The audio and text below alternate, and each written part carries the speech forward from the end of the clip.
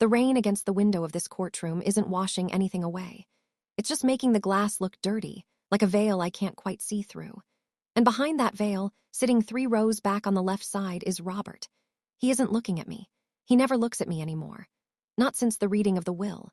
Not since the lawyer, that slick man with the silver tie and the voice like oil, laid out the terms that were supposed to secure my future but instead stripped me bare. You need to listen to me closely. We don't have much time before the judge calls us back in, and what I am about to tell you changes everything you think you know about marriage, about loyalty, and about the quiet, terrifying power of a woman who has been pushed too far. Robert thinks he won. He thinks the papers he signed, the accounts he froze, the story he told the board of directors and our children, that I was losing my mind, that I was forgetful, that I was a liability, that story is the truth now. In the eyes of the law, in the eyes of our son David, in the eyes of the neighbors in our subdivision in Oak Creek, I am the unstable widow who couldn't handle the grief of losing our daughter, Sarah. That is the narrative. It is clean. It is legal. It is a lie so perfect it feels like history already. But I know what happened in the study that night. I know what he whispered when he thought I was asleep in the chair, the one with the broken spring that digs into my hip. I know the plan. He didn't just want the money. He didn't just want the house on Maple Drive with the hydrangeas I planted 20 years ago. He wanted to erase me. He wanted to make sure that when I died, no one would remember that I was ever the one who built this life. He wanted to be the martyr, the devoted husband burdened by a crazy wife, finally free to start over with Elaine.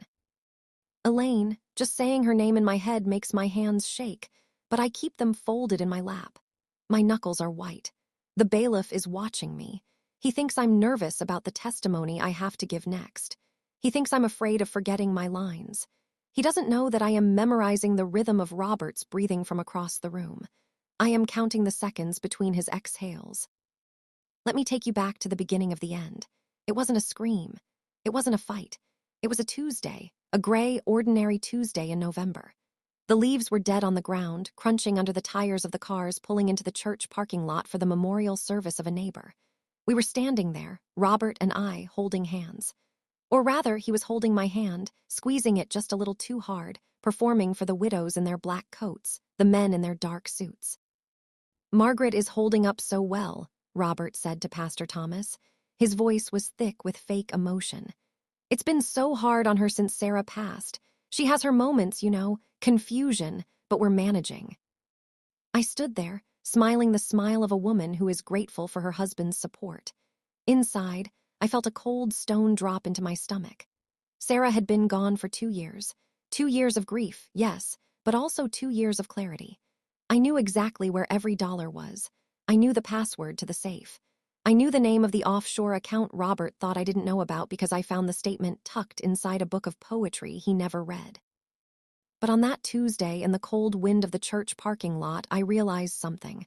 Robert wasn't just grieving. He was rehearsing. He was testing the waters. He was seeing how people reacted when he hinted at my instability. And they ate it up.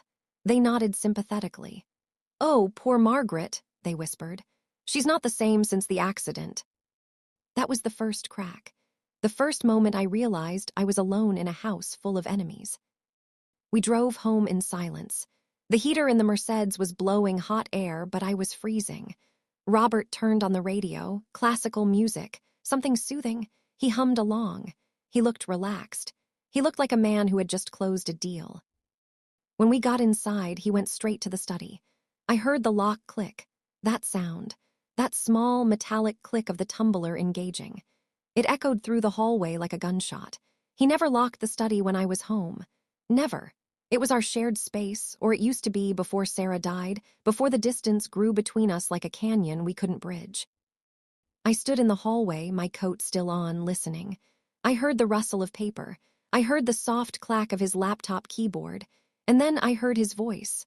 Low, intimate. He was on the phone. "Yes, David," he said. "No, she doesn't suspect a thing. The doctor signed the letter today. We can proceed with the conservatorship petition next week. Once the judge signs off, the assets will be protected. For her own good, of course." For her own good. The words hung in the air, toxic and heavy. I leaned my forehead against the cool plaster of the wall. My son, David. My boy, who I nursed through chickenpox, who I taught to tie his shoes, who I sent to college with a heart full of hope. He was in on it. He was helping his father dismantle his mother's life. I didn't burst in. I didn't scream. I didn't kick the door down. That is what they wanted. That is what they were waiting for. If I had exploded right then, if I had started shouting accusations, it would have been proof. Proof of the instability Robert was selling to the world. Proof that I needed to be controlled. So I took off my coat. I hung it up slowly. I walked into the kitchen and put the kettle on. The whistle would come later. Right now, I needed to think. I needed to breathe. I needed to understand the scope of the betrayal. They weren't just taking the money. They were taking my identity.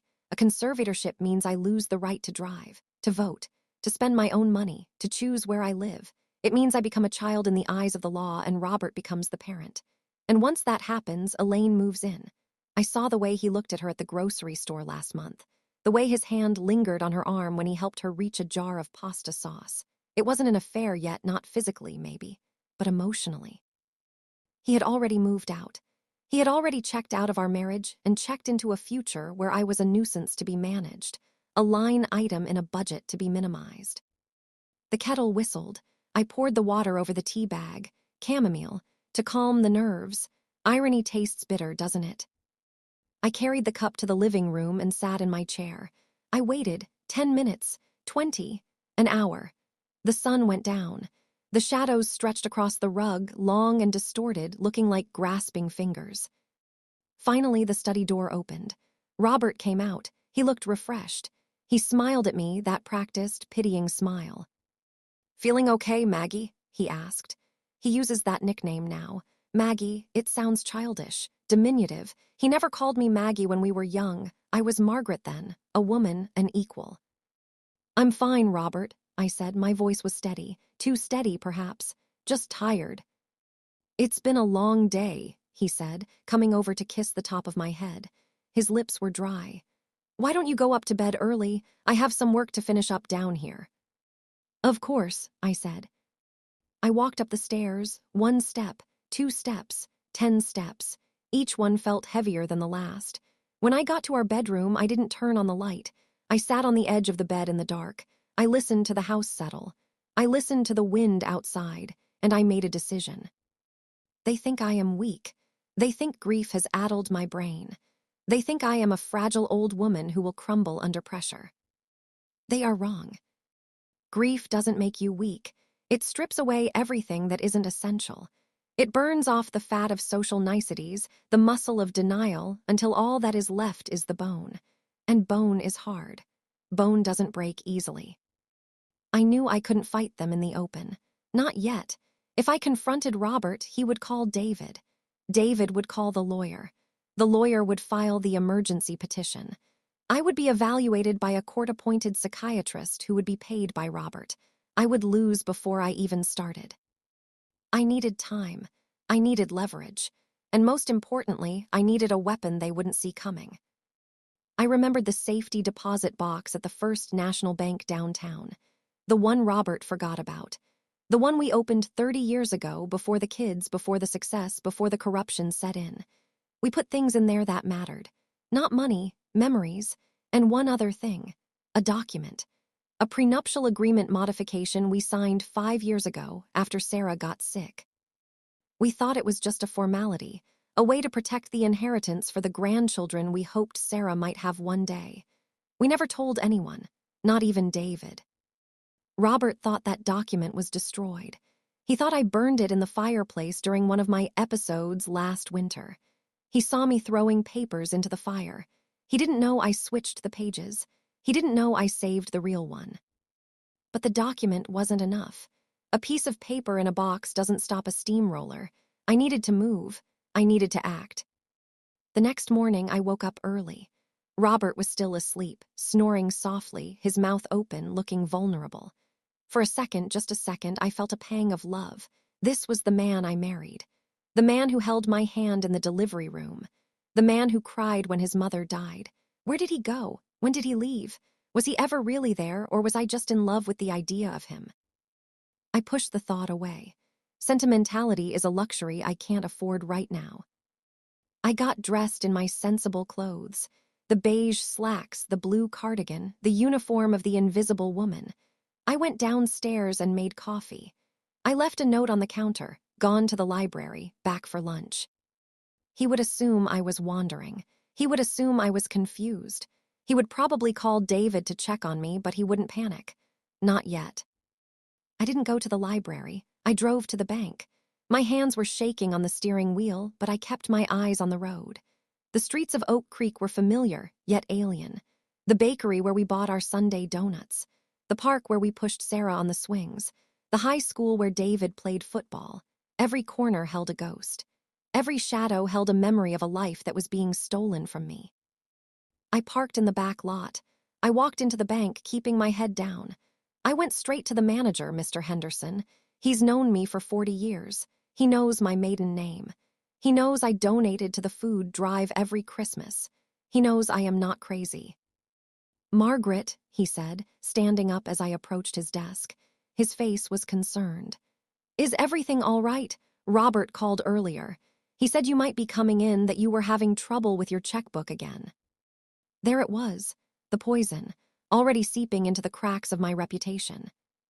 I'm fine, Arthur, I said, using his first name, establishing the connection. I need to access my safety deposit box, box 402. He hesitated. Robert usually handles that. He has the dual signature authority now, per the new arrangement. I know, I said, but the arrangement hasn't been filed with the court yet, has it?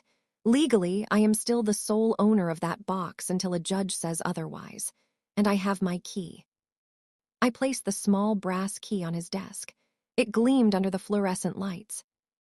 Arthur looked at the key. He looked at me. He saw the steel in my eyes. He saw the woman who used to organize the town festival, who balanced the church budget, who negotiated the price of the house we live in. He saw the truth. Give me a moment, he said quietly. He led me to the vault. The air was cool and smelled of dust and old paper. He unlocked the gate. He found the box. He left me alone in the small viewing room. My heart was hammering against my ribs. Thump, thump, thump, thump. Like a bird trapped in a cage, I opened the box. Inside was the envelope, sealed with red wax that had cracked with age, and beside it a flash drive, a small black rectangle. I picked up the flash drive. I remembered putting it there, 3 months ago, after I found the first suspicious transfer, $50,000 to an account in the Cayman Islands, then another, then another. I had hired a private investigator, a discreet man named Miller who operated out of a strip mall in the next county. He found things. He found emails. He found recordings. He found the trail of money leading from our joint accounts to a shell company owned by Elaine's brother. Robert thought he was so clever. He thought he was moving money through layers of complexity I couldn't understand. But he forgot one thing. He forgot that I was the one who taught him how to read a balance sheet. He forgot that I was the one who organized our taxes for 30 years. He forgot that I know where every body is buried because I helped him dig the holes. I put the flash drive in my pocket. I took the envelope. I locked the box. I walked out of the vault. Everything in order, Margaret? Arthur asked. Yes, I said. Thank you, Arthur. And please don't mention this visit to Robert. Not yet. Let him think I'm still lost in the stacks of the library. Arthur nodded slowly. I understand. I drove home. The sky had turned gray again. Rain began to fall, tapping against the windshield like impatient fingers. When I pulled into the driveway, Robert's car was there. He was home early. Panic flared in my chest, hot and sharp. Had he checked the bank? Had he called Arthur? I took a deep breath. Calm, I told myself. Be calm. I walked inside. Robert was in the kitchen pouring a glass of scotch. Noon on a Wednesday. A bad sign. There you are, he said. His voice was tight. David called. He said you weren't at the library. The librarian said you hadn't been there all day. I went for a walk, I lied smoothly. The air was nice. I got turned around near the park, sat on a bench for a while, thought about Sarah. It was the perfect excuse. Mentioning Sarah always disarmed him. It made him feel guilty. It made him play the role of the comforting husband. Oh, Margaret, he sighed, putting the glass down. He came over and hugged me. It was a suffocating embrace. You have to be careful. You can't just wander off. What if something happened to you? What if you fell? What if you got hurt? I'm okay, Robert, I said, pulling back gently. I'm okay. We need to talk about the future, he said, guiding me to the table. David and we think it's time to make things official, to get the conservatorship in place, just to protect you, to make sure the bills get paid, to make sure you're safe. Here it was, the offer, the trap wrapped in velvet. I know, I said softly. I've been thinking about it too. Maybe you're right. Maybe I do need help. Relief washed over his face. It was instantaneous. He thought he had won. He thought the stress of the day, the confusion of the walk, had broken me. He thought I was surrendering. That's wonderful, Maggie, he said. I'll call the lawyer tonight. We can have the papers drawn up by Monday. We'll go before the judge on Tuesday. It will be quick, pain-free. Good, I said. That sounds good. I went upstairs to change. As soon as I closed the bedroom door, I locked it. My legs gave out. I slid down against the wood, sitting on the floor. I pulled the flash drive out of my pocket. I had the evidence, but evidence isn't enough in a courtroom, not against a man like Robert. He has money. He has influence. He has a story that everyone wants to believe. The story of the devoted husband and the crumbling wife. It's a classic tale. It's easy to digest. My story is messy. My story involves a mother fighting her son, a wife accusing her husband of theft and emotional abuse, a woman claiming that her family is trying to imprison her for her fortune. That sounds like paranoia. That sounds like the very instability they are accusing me of. I needed more than evidence. I needed a miracle, or I needed to change the game entirely. I plugged the flash drive into my laptop. Files appeared, spreadsheets, email chains, audio files. I clicked on the first audio file. It was a recording from Robert's office, captured by a bug Miller had planted in the lamp. She doesn't suspect a thing, Elaine, Robert's voice filled the room. Once the conservatorship is signed, the house is mine to sell. We can move to Florida, start fresh. David is on board. He just wants his share up front. He's got debts, gambling, stupid kid. My breath caught. David, gambling debts. That was new. Robert hadn't told me that. He had painted David as the responsible one, the concerned son, but here was the truth. David was desperate. He needed money.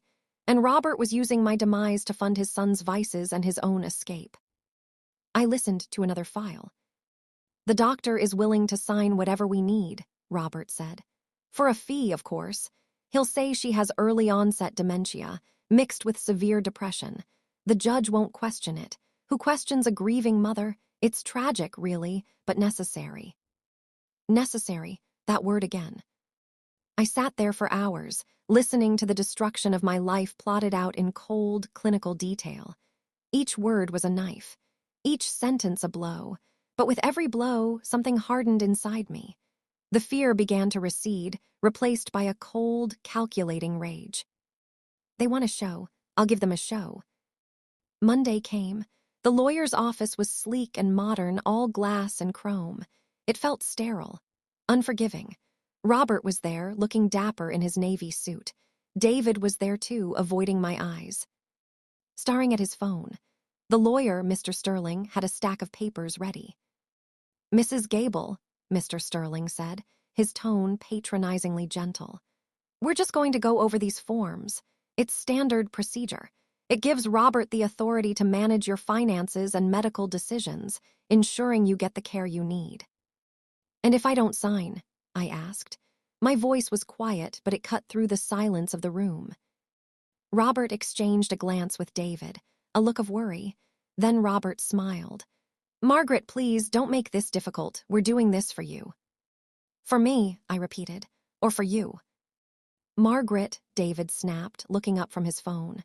Stop being dramatic. Dad is trying to help you. You're forgetting things. You're confused. Just sign the papers.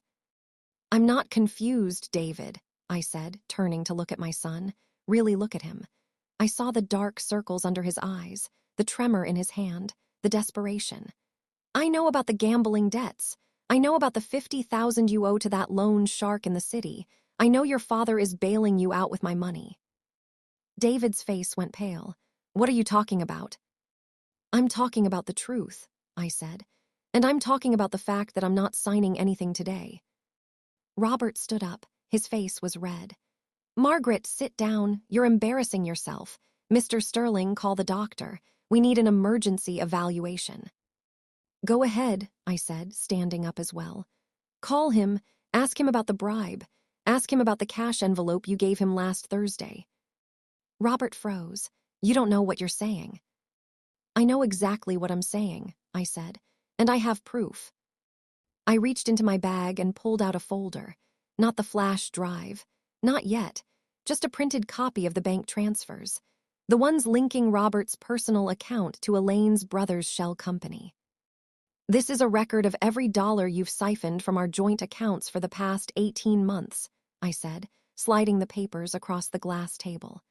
"And this," I added, placing a second sheet down, "is a copy of the police report I filed this morning regarding financial elder abuse. The detective is waiting outside." Silence, absolute deafening silence. Robert looked at the papers. He looked at me.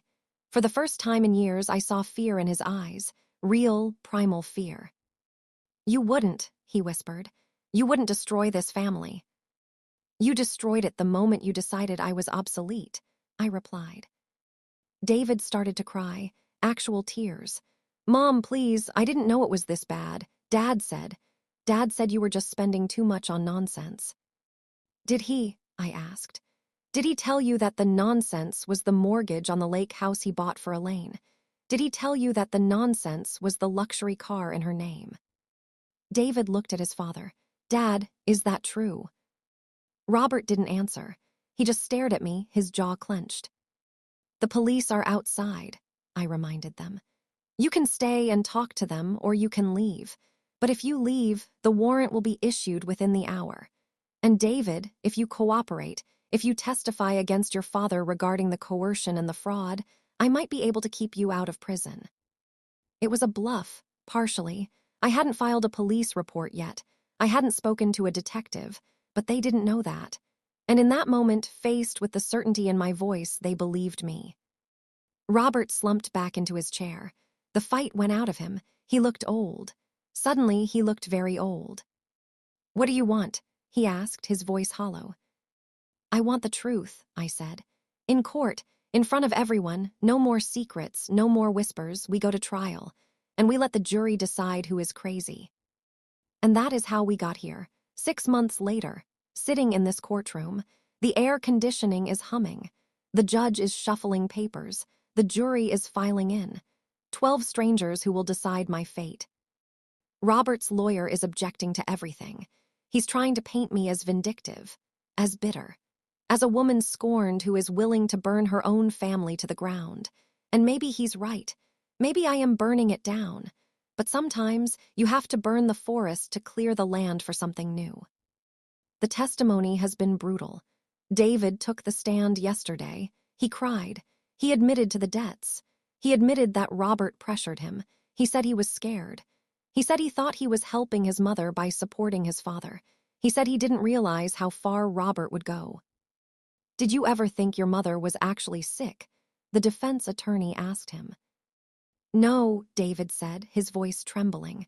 "Not really. She was always the strongest person I knew, until we started telling her she wasn't." That line hung in the air. Until we started telling her she wasn't. It's a powerful thing, gaslighting. It's not just lying. It's rewriting reality.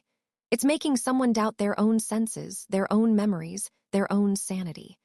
And when you have a whole family doing it, when you have doctors and lawyers and friends echoing the same lie, it becomes almost impossible to hold onto the truth. But I held on. I held on to that flash drive. I held on to the memory of who I was before they tried to erase me. I held on to the anger. Anger is a fuel. It keeps you warm when the world turns cold. Today is the closing arguments. Today, the lawyers will speak. Today, the jury will hear the final version of the story. Robert's version, a tragic tale of a loving husband betrayed by a mentally ill wife. My version, a survival story of a woman who refused to die quietly. I watch Robert. He is whispering to his lawyer. He looks confident again. Why? What does he know that I don't? Did he find a witness? Did he bribe someone else? Did he find a way to twist the evidence? My heart starts to race again. The rhythm is erratic. Thump, thump, stop. Thump, thump, stop. The judge bangs the gavel. Order in the court. We will now hear closing arguments from the plaintiff's counsel. My lawyer stands up. He is young, eager. He believes in me. He walks to the center of the room. He looks at the jury. Ladies and gentlemen, he begins, this case is not about money. It is about dignity. It is about the right of a human being to control their own life, to make their own choices, to be treated with respect. He speaks for 20 minutes. He lays out the timeline. He shows the bank records. He plays the audio clips. The courtroom is silent. You could hear a pin drop. Even Robert is still. Then the defense attorney stands up. He is older, experienced. He smiles at the jury, a warm, grandfatherly smile. Ladies and gentlemen, he says, we have heard a lot of accusations today, serious accusations, but let's look at the context. Mrs. Gable is a widow. She is grieving. Grief does strange things to the mind. It twists memories. It creates monsters out of loved ones. He turns to look at me. His eyes are cold. Mrs. Gable believes her husband is stealing from her, but is he? Or is she misinterpreting normal financial management? She believes her son is betraying her, but is he? Or is he trying to help a mother who is slipping away? He picks up a piece of paper. We have here a new piece of evidence. A letter from Dr. Evans, Mrs. Gable's primary care physician for the last 10 years, written just this morning. My blood runs cold. Dr. Evans. He retired 2 years ago. Why would he write a letter? The lawyer reads. In my professional opinion, based on my long history with the patient, Margaret Gable has shown signs of paranoid delusions and severe cognitive decline for several years. Her recent behavior, including the fabrication of evidence and the alienation of her family, is consistent with advanced stages of dementia. The room gasps. Robert smirks, just a tiny curl of the lip. I look at my lawyer. He looks shocked. He didn't know about this letter. How did they get this? Dr. Evans is retired. He lives in Arizona. He barely remembers his own name. Unless Robert found him, unless he paid him, unless he crafted this lie just as carefully as he crafted the others. The defense attorney sits down. The damage is done. The seed of doubt has been planted. The jury looks at me differently now, with pity, with suspicion.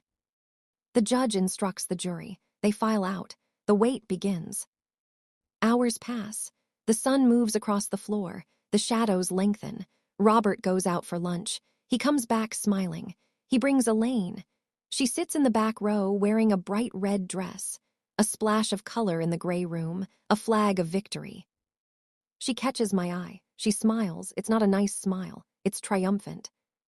I feel sick. I feel the walls closing in. Did I make a mistake? Did I push too hard? Did I wake up a beast I couldn't kill? Maybe I should have just signed the papers. Maybe I should have let them take the money and let me fade away in peace. At least then I would have had my dignity. At least then I wouldn't be sitting here, exposed, humiliated, waiting for 12 strangers to declare me insane. But no, that's not true. If I had signed, I would be dead already. Not physically, maybe, but spiritually. I would be a ghost in my own home, watching them live my life, spend my money, love each other while I rotted in a room somewhere. Better to fight, better to burn. The jury comes back. The foreman stands up. His face is unreadable. Have you reached a verdict? The judge asks. We have, Your Honor. My hands are clasped so tightly my nails are digging into my palms. I can feel the pain. It grounds me. On the count of financial elder abuse, how do you find the defendant, Robert Gable? Guilty. A breath escapes me. A sob catches in my throat. On the count of conspiracy to defraud, how do you find the defendant?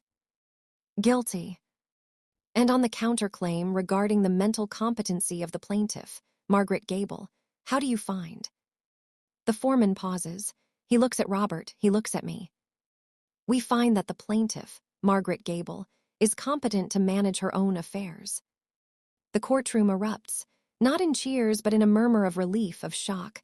Robert's face crumples. He looks small, defeated. Elaine stands up and walks out, her heels clicking sharply on the tile floor. The judge bangs the gavel. Order, order in the court. But I don't hear him. I am staring at Robert. He is looking at me, and for the first time there is no mask, no performance, just pure, unadulterated hatred. You think you won, he mouths. His lips move, but no sound comes out over the noise. You think this is over. The bailiff approaches him to take him into custody. He resists. He shouts something. I can't make out the words, but I know what they are. Threats, promises of appeal, vows of revenge. They lead him away. David is crying in the corner. He looks at me, begging for forgiveness with his eyes. I don't know if I can give it. Not yet. Maybe not ever. My lawyer comes over. He is beaming. We did it, Margaret, we did it. Yes, I say, we did. But as I gather my things, as I prepare to walk out of this courtroom and back into a world that is suddenly mine again, I feel a chill. Robert whispered something before they took him away, something to the bailiff, something that made the bailiff look at me with a strange expression. What was it? I replay the moment in my head, the way Robert's eyes locked onto mine, the way his lips formed the words. The house, he said, it's already sold. My breath stops. The house on Maple Drive, the house with the hydrangeas, the house that was the primary asset in the dispute, the house that the court froze pending the verdict. How could he sell it? It's impossible. The title is locked. The clerk would have rejected any transfer. Unless he sold it before the freeze, before I filed the police report, before the conservatorship petition was even public. Months ago, when he first started the plan. I pull out my phone. My hands are shaking so badly I can barely type. I open the property records app. I search for my address. The status reads, sold. Date of sale, 8 months ago. Buyer, Oak Creek Development, LLC. My knees give way. I sink back into the chair. 8 months ago. That was before Sarah's anniversary. That was before the episodes started. That was when he first started whispering his plans. He didn't just plan to take my money. He planned to leave me with nothing. No home, no sanctuary. The development company, who owns it? I search the owner. Elaine Miller. Of course. The verdict doesn't matter. The guilt doesn't matter. He can go to jail. He can rot in prison. But the house is gone. It's legally sold to a third party. A friendly third party. And overturning a sale to a bona fide purchaser takes years. Years of litigation I might not have the energy for. Years of money I might not have, now that the accounts are tangled in court freezes. I won the battle. I proved I was sane. I proved he was a thief. But I lost the war. I am sitting in a courtroom, declared competent, victorious, and utterly homeless. The bailiff is waiting for me to leave. My lawyer is asking if I'm okay. David is hovering nearby, unsure if he should approach. I look at the empty seat where Robert sat. I imagine him laughing, not a loud laugh, a quiet, cruel chuckle, the kind of laugh a man gives when he knows he has checkmated you, even as they drag him off the board. He whispered his plan to ruin me, and I answered with one silent transfer of my own, the transfer of my trust, my love, my belief in the goodness of the people I thought I knew. But that currency is worthless now. What do? Do I fight for the house? Do I sue Elaine? Do I try to buy it back with the pennies they left me? Or do I walk out of this courthouse, into the rain, and realize that the woman I was is gone, buried under the weight of this betrayal, and that I have to build a new life from scratch, at 70 years old, with nothing but the clothes on my back and the truth in my heart? The truth, it's a heavy thing to carry. It doesn't keep you warm. It doesn't put a roof over your head. I stand up. My legs feel like lead. I walk toward the doors. The crowd parts for me. They look at me with awe, the brave widow who fought back, the hero of the story. They don't know. They don't know that the hero is walking out into the storm with nowhere to go. I push open the heavy double doors. The rain is coming down harder now. A torrential downpour. The sky is black. Thunder rumbles overhead, shaking the ground beneath my feet. I step onto the sidewalk. I don't have an umbrella, I don't have a car. Robert took the keys weeks ago, for my safety. I stand there, letting the rain soak through my clothes, chilling me to the bone.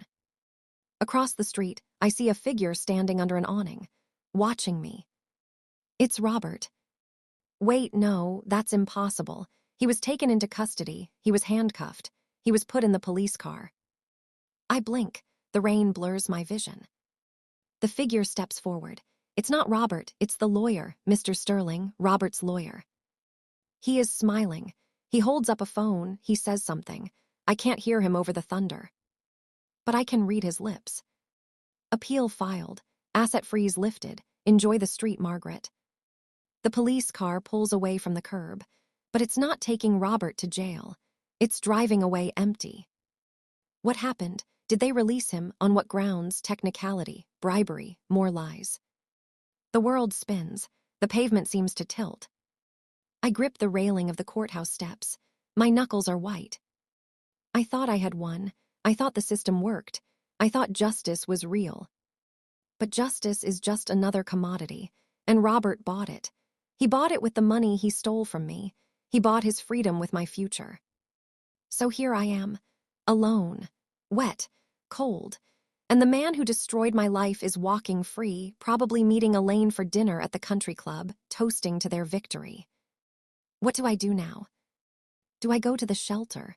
Do I call David, the son who betrayed me, and beg for a couch? Do I try to find a hotel with a few $100s in my purse? Or do I turn around? Do I walk back into that courtroom, back to the judge, and tell him everything? Tell him about the sale. Tell him about the lawyer on the street. Tell him that the verdict was a sham because the crime was already completed, the loot already spent. But will he listen? Or will he think I'm having another episode? Another paranoid delusion? Now that the official record says I'm competent, will they believe me when I say the system is corrupt? Or will they think the stress has finally broken me for real? The line between sanity and madness is so thin, so fragile. One wrong step, one too many coincidences, and I fall over the edge again. And this time, there might not be a way back. I look down at my hands. They are trembling, not from cold, from rage. From a rage so deep it feels like lava in my veins. No, I won't break. I won't let them win. If Robert thinks he can buy his way out of this, he is wrong. If he thinks I will just fade away into the rain, he doesn't know me. He never did. I have the flash drive. I have the copies. I have the truth. And I have something else now, something I didn't have before. I have nothing left to lose. And a woman with nothing left to lose is the most dangerous creature on earth. I start walking, not toward the shelter, not toward David's house. I walk toward the bank, toward Mr. Henderson, toward the only ally I have left. Because if the law won't save me, I'll have to save myself. And I know where the bodies are buried. I know where the money is hidden. I know the secrets that could bring down not just Robert, but the judge, the lawyer, the whole rotten structure of this town. It's going to be a long night, a long, dark night. But I'm not afraid of the dark anymore. I've been living in it for months. And I'm ready to turn on the lights. Even if it burns the whole house down. Especially if it burns the whole house down. Because sometimes, the only way to survive is to become the fire. I keep walking. The rain lashes my face. The thunder crashes, but I don't flinch. I have a plan, a new plan, one Robert never saw coming. He whispered his plan to ruin me. I answered with one silent transfer. And now I'm coming for everything.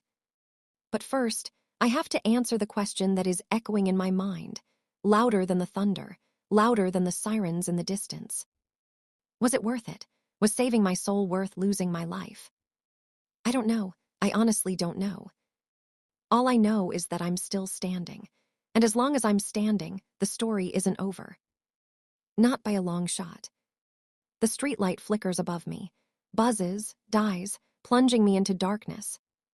I don't stop. I know the way. I've walked this path 1,000 times. But tonight, the path leads somewhere different, somewhere dangerous. And I'm walking it alone. Are you listening? Are you still there? Because what happens next? What happens next changes everything. And I need you to remember this moment. The moment I chose to fight back. The moment I stopped being a victim and started being a survivor. Because survival isn't pretty. It isn't clean. It's messy. It's bloody. It's terrifying. But it's mine. And I'm not giving it up. Not to Robert, not to David, not to anyone. So watch closely, because the next move is mine. And it's going to be silent. Just like the transfer. Just like the grave they tried to dig for me. But I'm not in the grave. I'm standing right here. In the rain. Waiting. Watching. Ready. What would you do if it was you? If it was your husband, your son, your life? Would you sign the papers? Would you fade away? Or would you burn it all down? Think about it. Because the choice is coming for you too. It always is. And when it does, don't whisper. Scream. Or better yet, act. Before they take the pen from your hand. Before they lock the door. Before it's too late. The rain is stopping now. The clouds are breaking. A sliver of moonlight cuts through the gloom. I see the bank. The lights are on. Mr. Henderson is waiting. I take a deep breath. The air smells of wet asphalt and ozone. Here we go. 1 step, 2 steps. Into the unknown. Into the fire. Into the rest of my life. And Robert, he better be watching. Because I'm coming for him. And this time I won't miss. I promise you that. I won't miss. The door opens. The bell chimes. Mr. Henderson looks up. He sees me. He sees the rain-soaked woman with the fire in her eyes. He nods. He knows. We're ready, Margaret, he says. I know, I reply. And we begin. Again. Always again. Until the truth is the only thing left standing. And even then, we keep watching. Because the world is full of Roberts. Full of whispers. Full of plans to ruin us. But we are full of surprises. Aren't we? Yes. We are. So let them whisper. Let them plan. We will be ready. We will be silent. And we will strike. When they least expect it. Just like I did. Just like I'm doing now. Watch me. Listen to me. Remember me. Because this is Tales with Baze. And this story is just beginning. The screen fades to black. But the sound of the rain remains. And the sound of a heartbeat. Strong. Steady. Unbroken. Some thump. Some thump. Alive. Still alive. And that is the greatest victory of all. Isn't it? Tell me. Is it? I'm waiting for your answer. But I already know what it is. Yes. It is. Now go. Live. Fight. Survive. Before they whisper your name next. Good night. Or perhaps, good morning. Depending on which side of the truth you're standing on. I'll see you in the light. If you make it there. Make sure you do. For me. For Sarah. For all of us. Don't let them win. Never let them win. Even if you have to burn it all down. Especially then. The end. No. Just the pause. Before the next breath. Take it. Breathe. And then. Move. Quickly. Quietly. Decisively. Like me. Like Margaret. Like a woman who refused to disappear. We are still here. We are still here. Can you hear us? We are screaming in the silence. Listen. Listen closely. We are telling you the secret. The secret to survival. It's not strength. It's not money. It's not family. It's the will to keep going.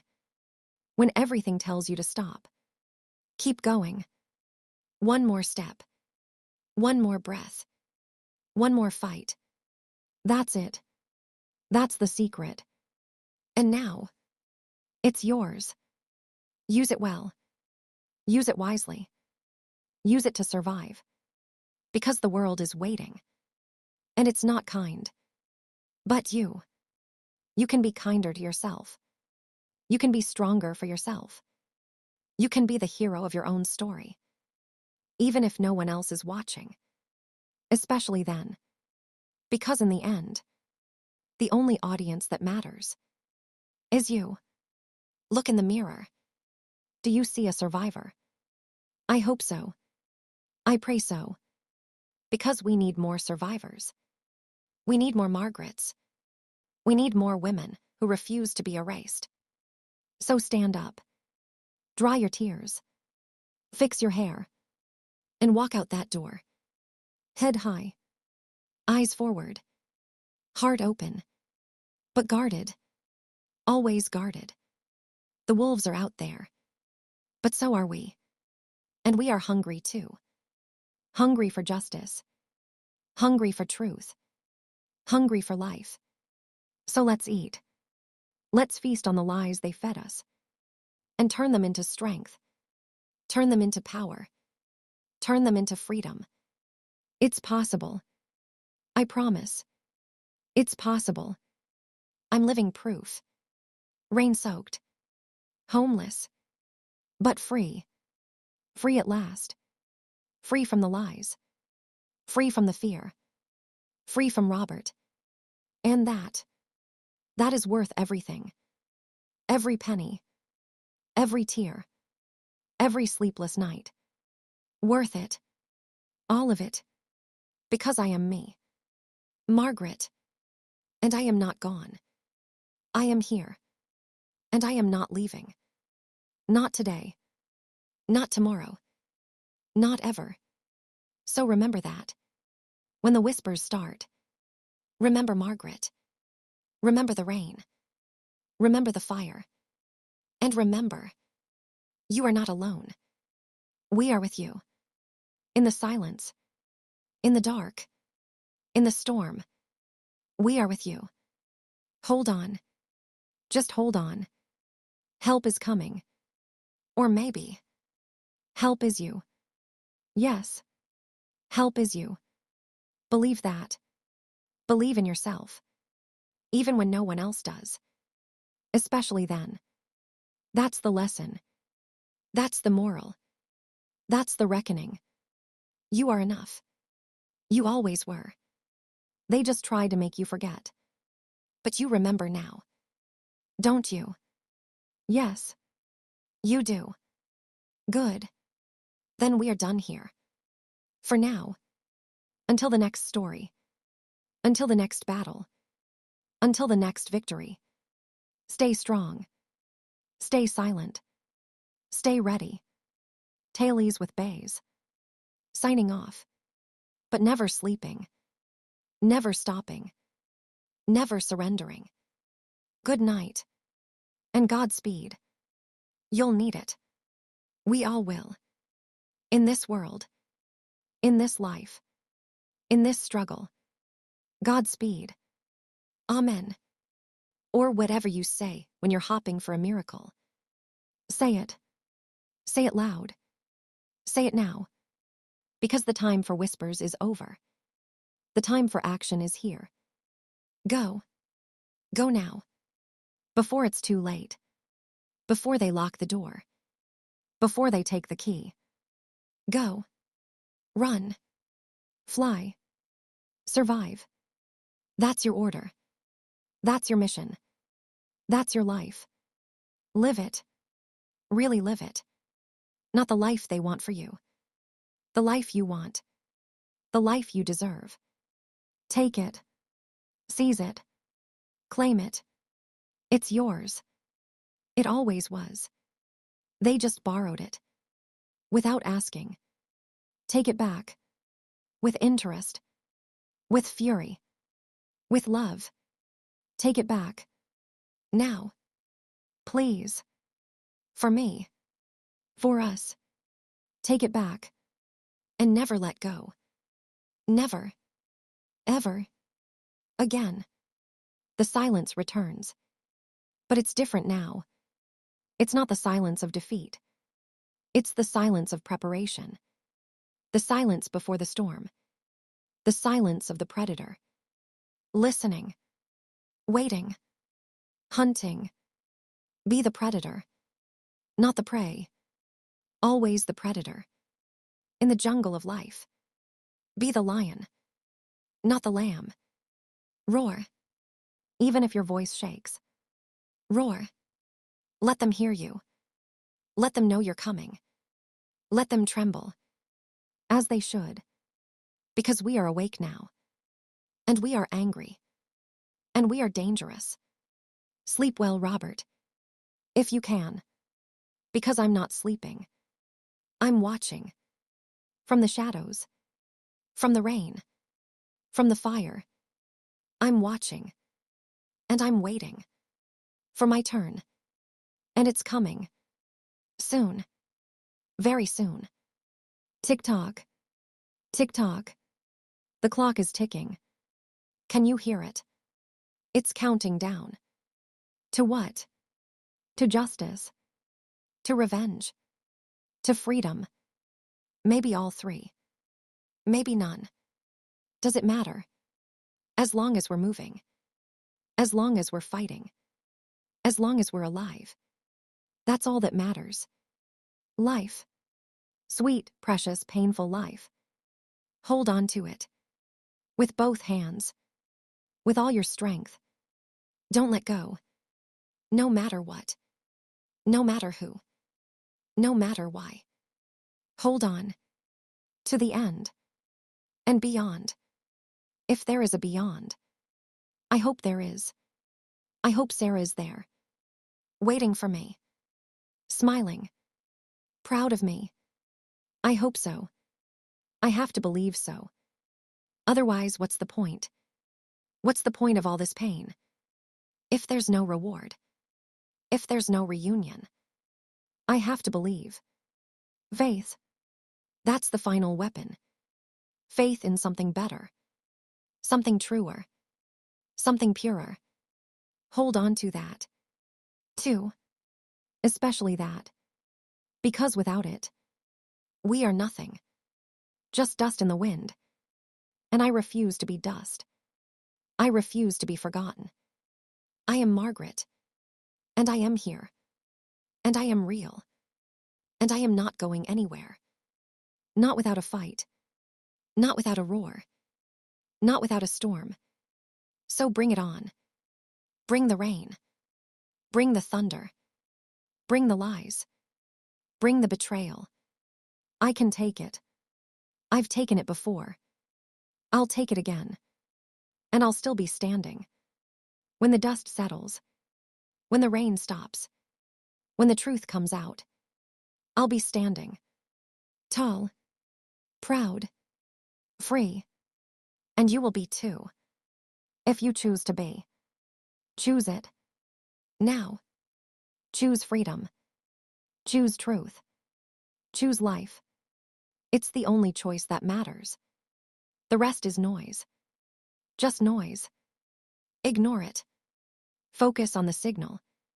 The signal of your own heart. Beating. Living. Loving. That's the signal. Follow it. It will lead you home. Wherever home is. Whatever home means. Follow it. Trust it. Love it. And you will survive. I promise. Cross my heart. Hope to die. Stick a needle in my eye. Old childhood rhyme. But true. True in its own twisted way. We survive. We always do. Humans are resilient. Women are unstoppable. Mothers are fierce. Widows are dangerous. Combine them all. And you get me. You get us. You get an army. Silent. Deadly. Unstoppable. Marching forward. Through the rain. Through the fire. Through the pain. Marching. One step at a time. Together. Alone. But together. In spirit. In struggle. In triumph. We are together. Don't forget that. You are not alone. Never alone. We are with you. In every courtroom. In every hospital. In every home. In every heart. We are with you. Fighting with you. Winning with you. Living with you. So lift your head up. Dry your eyes. And march. March with us. Into the future. Into the light. Into the life you deserve. It's waiting for you. Go get it. Take it. It's yours. Forever. Amen. And so it is. And so it shall be. Until the end of time. Or until the next story. Whichever comes first. But I have a feeling. The stories never end. They just chain. They just evolve. They just get deeper. Darker. Truer. Like this one. Like mine. Like yours. So tell your story. Speak your truth. Break your silence. The world needs to hear it. We need to hear it. I need to hear it. So speak. Now. Before it's too late. Before the whispers take over. Before the darkness wins. Speak. Louder. Clearer. Braver. Speak. And we will listen. We promise. We will listen. To every word. To every tear. To every scream. We will listen. And we will believe you. Because you are telling the truth. And the truth sets us free. Eventually. Maybe not today. Maybe not tomorrow. But eventually. Hold on to that. Hold on to the freedom. It's coming. I can feel it. In the air. In the rain. In the silence. It's coming. And when it arrives, we will be ready. We will be waiting. We will be free. Finally. Fully. Forever. Free. Say it. Free.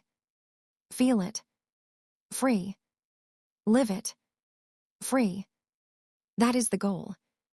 That is the dream. That is the destination. Keep walking. Keep fighting. Keep believing. You will get there. I know you will.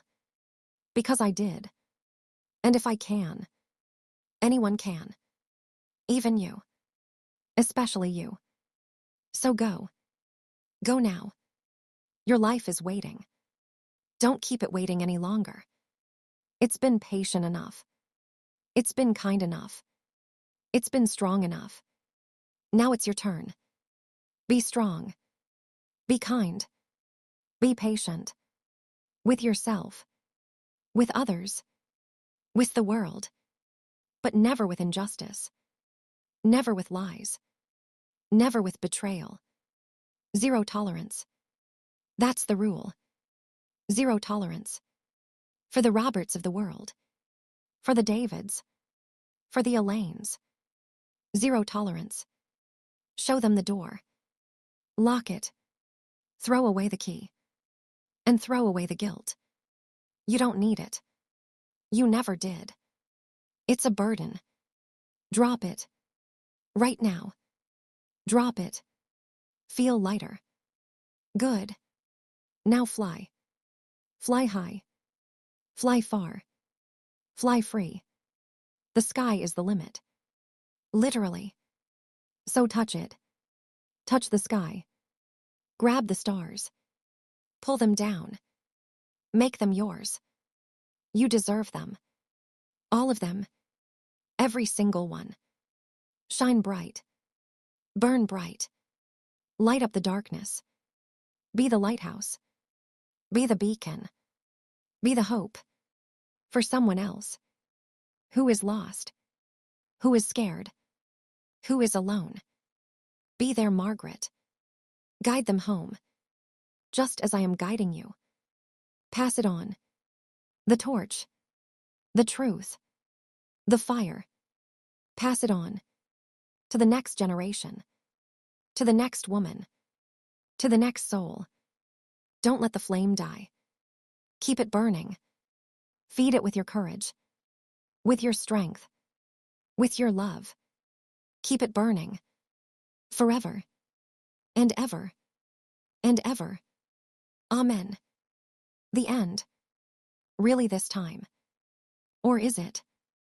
You decide. You always decide. Your story. Your choice. Your life. Own it. Love it. Live it. Now. Go. And don't look back. Unless it's to help someone else up. Then look back. Reach out. Pull them up. Then keep going. Together. That's the way. That's the path. That's the journey. Walk it. With pride. With purpose. With power. You've got this. I know you do. Because you're listening. And that means you care. And that means you're alive. And that means you're winning. Already. Just by being here. Just by hearing this. Just by knowing. You're winning. So celebrate. Celebrate the small victories. The big ones. The invisible ones. Celebrate them all. You earned them. Every single one. Cheers to you. Cheers to us. Cheers to life. May it be long. May it be sweet. May it be true. Cheers. Raise your glass. Even if it's just water. Even if it's just tears. Raise it. To survival. To truth. To freedom. Cheers. And here's to the next chapter. Whatever it holds. Whatever it brings. Whatever it demands. We are ready. We are waiting. We are willing. Bring it on. World. Bring it on. We can take it. We always could. We always will. Forever. The end. Or is it just the beginning? You tell me. I'm listening. Always listening. Tailies with Baze. Over and out. But never gone. Never. Remember that. Never gone. Just. Transformed. Like a butterfly. Like a phoenix. Like a survivor. Rising from the ashes. Rising from the rain. Rising from the silence. Rising. Always rising. Up. Up. Up. Into the light. Into the sun. Into the sky. Flying free. Finally. Free. Goodbye. For now. See you soon. In the next tale. In the next truth. In the next life. See you there. Don't be late. The story waits for no one. Not even me. Especially not me. So hurry. Catch up. Keep pace. Stay with me. Stay with us. Stay alive. That's the most important part. Stay alive. At all costs. No matter what. Stay. Alive. Please. For me. For everyone who loves you. Even if you don't know them yet. They love you. I promise. They are out there. Waiting for you. Rooting for you. Cheering for you. Can you hear them? Listen. Can you hear the applause? It's for you. Take a bow. You earned it. You really did. Bow deep. Hold it. Feel the love. Absorb it. Let it fill you. Let it heal you. Let it save you. It's yours. Take it. All of it. Every bit. Every ounce. Every gram. It's yours. Forever. Yours. And no one can take it away. Not Robert. Not David. Not anyone. It's yours. Protected. Secured. Safe. In your heart. Where it belongs. Keep it there. Guard it. Cherish it. Nurture it. Let it grow. Let it bloom. Let it shine. Shine on. Shine bright. Shine forever. You are a star. Remember that. You are a star. And the universe revolves around you. Not them. You. Always you. Center yourself. Find your core. Your truth. Your power. Your light. And let it radiate. Outward. Upward. Onward. Radiate. Until the whole world sees you. Until the whole world knows who you are. What you've survived. What you've overcome. What you've become. Let them know. Show them. Tell them. Scream it. Sing it. Dance it. Do whatever it takes. Let them know. You are here. You are real. You are magnificent. And you are not going anywhere. Not today. Not ever. Stand firm.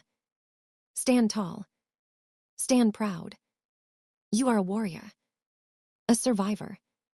A legend. In your own right. In your own story. In your own life. Legend. Say it. Legend. Feel it. Legend. Be it. Legend. That's who you are. That's who you've always been. They just tried to hide it. But you found it. You found the legend within. And now you unleash it. Unleash the beast. Unleash the power. Unleash the glory. Let it rip. Let it roar. Let it fly. Unleashed. Free. Wild. Beautiful. Dangerous. Perfect. You. Just you. Nothing else. Nothing more. Nothing less. You. And that is enough. More than enough. It is everything. It is all. It is the Alpha and the Omega. The beginning and the end. You. So honor yourself. Respect yourself. Love yourself. With every fiber of your being. Love yourself. Because if you don't, who will? No one. Only you. So do it. Now. Today. Every day. Love yourself. Fiercely. Passionately. Unconditionally. Love yourself. And the rest will follow. The money. The house. The justice. The peace. It will all follow. Because you are worthy. You are deserving. You are enough. Believe it. Live it. Be it. Now. Go. Be the legend. Be the hero. Be the light. Be the love. Be you. Simply. Be you. And that is the greatest story of all. Tailies with Baze. Salutes you.